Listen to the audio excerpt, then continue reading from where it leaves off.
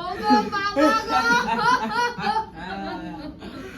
তুমি আমায় ছেড়ে কোথায় গেলে গো বাবা? কাঁদিস না নুলো, কাঁদিস না।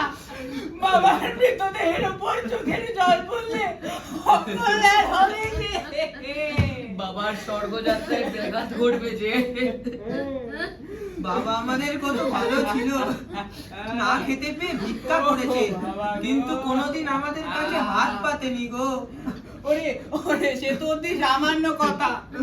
বাবা আমার হাতে কত মার খেয়েছে।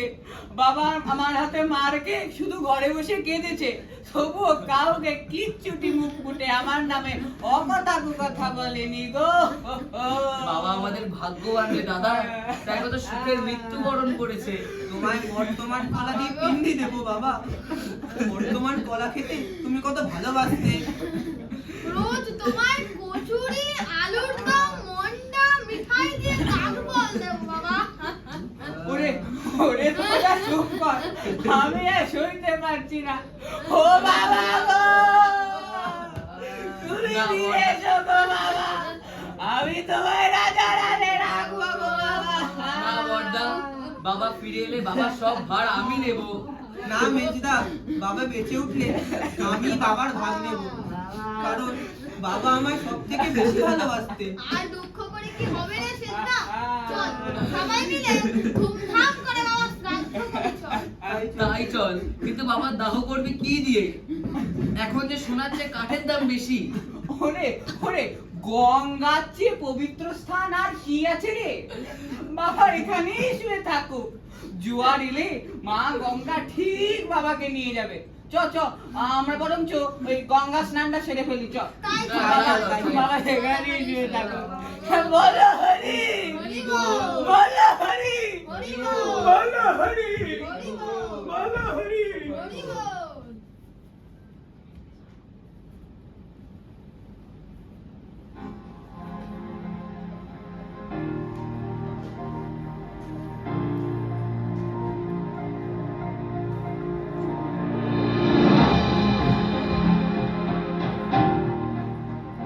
ব্যাপারটা আপনারা সবাই বুঝলেন তো? যে ছেলেরা মরার আগে আমাকে দুমুঠো খাবারের জন্য লাথি ঝাঁটা মেরেছে, তারাই কিনা আজ আমাকে মরার পরে মর্তমান কলার পিন্ডি, কচুরি, আলুর দম, মন্ডা মিঠাই খাওয়ানোর চেষ্টা করছে। অমানুষের বাচ্চা, ওই অমানুষের বাচ্চারা জানেন আমাকে 40 টাকা দামের একখানা গামছা পর্যন্ত কিনে দেয়নি। আর আজ দেখুন কি দামি ধুতি পাঞ্জাবি পরিয়ে, গলায় মালা চন্দনের টিপ পরিয়ে, ড্যাং ডেঙিয়ে গঙ্গার তীরে নিয়ে এসেছে। এরপরেও কি আর বাঁচতে ইচ্ছে করে বলুন? না, বাঁচবো না, আর আমি বাঁচবো না। আর জানেন এখন কাঠের অনেক দাম, তাই আমাকে এখানেই শুয়ে রেখে দিয়ে গেছে। আর আমাকে যেখানে শুয়েছে তাতে এখানে বিছানা পর্যন্ত দেয়নি। মরা বলে কি আমি মানুষ নই? হ্যাঁ, বাঁচবো না, আর আমি বাঁচবো না। মোড়াটাকে এখানে রেখে ছোড়ারা পালালো, কিন্তু দূর থেকে দেখে মনে হলো মোড়াটা যেন নড়াচড়া করছে। জ্যান্ত হয়ে যায়নি তো আবার? দূর দূর, ভয় কিসের? আমি হলাম জ্যান্ত মানুষ, আর ও হলো মোড়া। ব্যাপারটা একবার দেখাই যা। জয় মা কালীর জয়, জয় মা, জয় মা। কোন পাড়ার বড়া হে তুমি?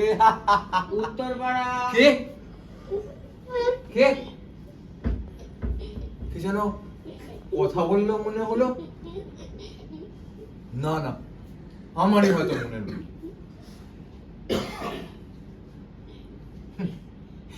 কি রে বাবা, যে রীতিমতো নতুন বর।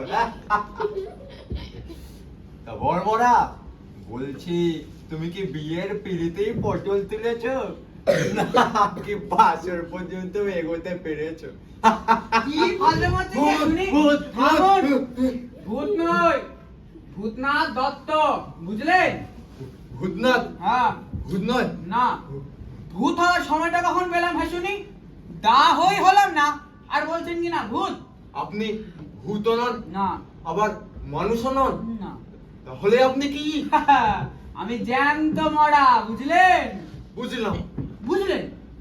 কচু বুঝেছেন আপনি। বসুন বসুন বসুন। তবে শুনুন, আমার 4 ছেলে, 4 জনই ভালো চাকরি করে। 4 বছর আগে বড় ছেলেটার বিয়ে দিলাম। বড় ছেলেটা বউকে নিয়ে কেটে পড়লো। ভালো, তারপর আমার 3 ছেলেও তাদের বউকে নিয়ে কেটে পড়লো। খুব ভালো। ধর মশাই, আমার 4 ছেলে তাদের বউকে নিয়ে কেটে পড়লো, আর আপনি বলছেন খুব ভালো। এই যে মরামশাই, দেখুন আমাকে না এভাবে ধমকাবেন না। কি বললেন? মরা মশাই? এটাও কোনো সম্বোধন হলো আপনারা? শুনি তাহলে কি মরাবাবু ডাকবো? তাহলে কি মারা বাবু ডাকবো? কেন? ভূতনাথ বাবু বলে ডাকবেন। আচ্ছা ঠিক আছে, ভূতনাথ বাবু বলে ডাকবো, কেমন? তা ভূতনাথ বাবু, হ্যাঁ, বলুন। একটা কথা জিজ্ঞাসা করি। জিজ্ঞেস করুন। আপনার 4 ছেলে তো বিয়ে করে যে যার বউকে নিয়ে কেটে পড়লো, খুব খারাপ ব্যাপার। তো তারপর কি হলো? তারপর কি আর হলো? দুমুঠো খাবারের আশায় আমি ছেলেদের গোলামি করতে লাগলাম। তাতেও বৌমারা বাদ সাধলো, আমাকে চোর অপবাদ দিয়ে ঘর থেকে তাড়ালো। শেষে আমি ভিক্ষা পর্যন্ত করতে লাগলাম। খুব খারাপ ব্যাপার। আরে ধর মশাই, খেতেও দিল না, থাকতেও দিল না। তাহলে কি আমি না খেতে পেয়ে মরবো? আগে না না, সেটা বলছি না, মানে বলছিলাম যে আপনি তাহলে বললেন কি করে? ঘুমের ওষুধ খেয়ে, বুঝলেন? ঘুমের ওষুধ খেয়ে 21 খানা ঘুমের বড়ি হজম করে নিলাম। প্রথমে নিঃশ্বাস বন্ধ হলো, তারপর হার্ট বন্ধ হলো, তারপর চোখ বন্ধ হলো, ব্যাস আমি মারা গেলাম। তাহলে আবার জ্যান্ত হলেন কি করে? ভেজালের জোরে, বুঝলেন? ভেজালের জোরে। হ্যাঁ, জালের জোরে। হ্যাঁ। কিন্তু ওষুধে ভেজাল থাকলে তো মানুষ মারা যায়। আরে ধর মশাই, ঘুমের ওষুধে ভেজাল থাকলে মানুষ মরে নাকি? আর তাই আপনি আবার বেঁচে উঠলেন। বাহ বাহ, বুঝলাম সবই। কি বুঝলেন মশাই? এই বুঝলাম যে এতক্ষণ ধরে ওই জ্যান্ত মরার ভয়ে আপনার অনেক বাজে কথা সহ্য করেছি। আর নয়। আমিও মশাই আপনার অনেক বাজে কথা সহ্য করেছি, আর নয়। তাই নাকি? হ্যাঁ। তা কি বাজে কথা বললাম আমি? কেন? এসেই বলেননি কোন পাড়ার মরা হে তুমি? তা জ্যান্ত ছিলাম না বলে উত্তর দিলাম। মরাকে কখনো কথা বলে?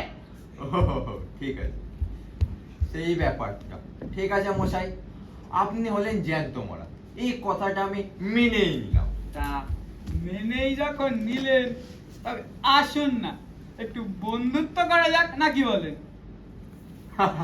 বেশ, এই এতদিনে একখানা খাসা বন্ধু পেলাম, বুঝলেন? আমিও। তা ভূতনাথ বাবু, হ্যাঁ বলুন। এখন কি করবেন?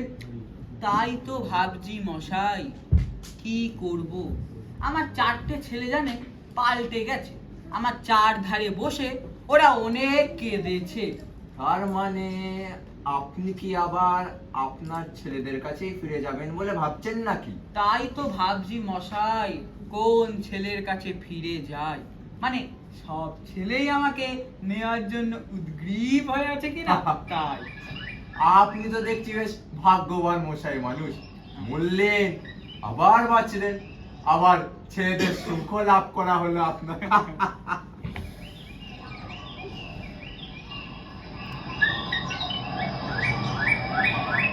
বাবু, হ্যাঁ বলুন। বুঝলেন, সন্ধ্যা হতে চললো। হ্যাঁ আমি তাহলে আজ আসি। হ্যাঁ, আসুন। আপনার 4 ছেলে হয়তো গঙ্গা স্নান করে এই পথেই বাড়ি ফিরবে। আপনি তাদের সঙ্গেই বাড়ি ফিরে যাবেন, কেমন? আজ তাহলে উঠলাম।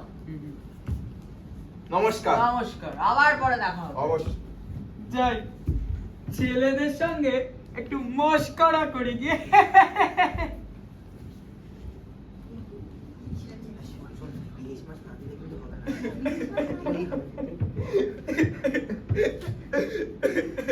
ওরে যে দেখ, বাবা আমাদের কেমন চিরনিদ্রায় মগ্ন আছেন। এখনো কি মা গঙ্গার দয়া হয়নি? মা গঙ্গা, আমার বাবাটাকে আর কত কষ্ট দেবে মা গো। মা গঙ্গা, আমার পিতৃদেবকে টেনে নাও মা। আমরা যে সইতে পারছি না মা গো। তোমাদের কষ্ট যে আমি সইতে পারছি না বাবারা। মা, ভয় কি বাবারা? ভূত নই তোমাদের বাবা। হ্যাঁ। তার মানে শালাটা মরে চোর ধাপ্পাবাজ, তুমি আমাদের ঠকিয়েছো। আর ঠকাবো না বাপধন, তোমাদের 4 ভাইয়ের কাছেই আমি সমানভাবে থাকবো। থামো, এমন কেলোকীর্তিটা না করলেই চলতো না। কেন, কি করেছি আমি? মরেছিলে তো, আবার বাঁচলে কিসের জন্য? আমাদের জ্বালাতে। ও মা, আমার 4 ধারে বসে তোমরা কত কাঁদলে, তাই ভাবলাম বেঁচেই যাই।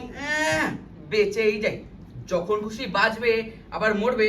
এবারটা বরাবরই আমাদের সঙ্গে অভিনয় করে এসেছে। হ্যাঁ ও মা, অভিনয় নয় বাবা, সত্যি সত্যিই তো মরতে চেয়েছিলাম, তাই তো 21 খানা ঘুমের বড়ি খেয়েছিলাম। সর্বনাশ! এই এই এই 21 খানা ঘুমের বাড়ি কিনতে কি পয়সা লাগে না? হ্যাঁ, লক্ষ্মী ছাড়া মার মার। আরে বাবা রে, কি জোরে মারলো রে। আমি তোমার কাছে থাকবো না, আমি আমার মেয়ে ছেলের কাছে চলে যাব। মেজর কাছে থাকবে? মেজরকে তো সব সম্পত্তি দিয়ে একদম রাজা করে দিয়েছো কিনা। তোমার এই নতুন পাঞ্জাবিটা কিনতে আমার 150 টাকা খরচ হয়েছে। মার বেড়া ধাপ্পা বাচ্চা। ওরে বাবা রে, কি জোরে মারলো। ভেবেছিলাম বাবা মরেছে, আপদ গেছে, সেই মহান আনন্দে এই জামাই ষষ্ঠীতে পাওয়া এই নতুন ধুতিটা পরিয়েছিলাম। এখন দেখছি বেটা সব লুটার চেষ্টা করছে। মার বেটা। ওরে বাবা রে, তোমরা 3 জনই আমাকে মারবে, তোমাদের কারোর কাছে আমি থাকবো না। আমি আমার ছোট ছেলের কাছে চলে যাব। বাবা নুলো, ফুলও জেলে দেবো একেবারে। শালা, তুমি মরার জন্য আমার 80 টাকার ফুল নষ্ট হয়েছে, বেঁচে গিয়ে খামোখা আমার টাকাটা নষ্ট করলে। যদি ভালো চাও আবার মরো বলছি। মার মার মার। ওরে বাবা রে, চল, কি জোরে বেটাকে মারলো প্লিজ রে। থেকে ফেলে দি, চল চল চল, চল, চল, চল। চল। এই বল হরি, বল হরি।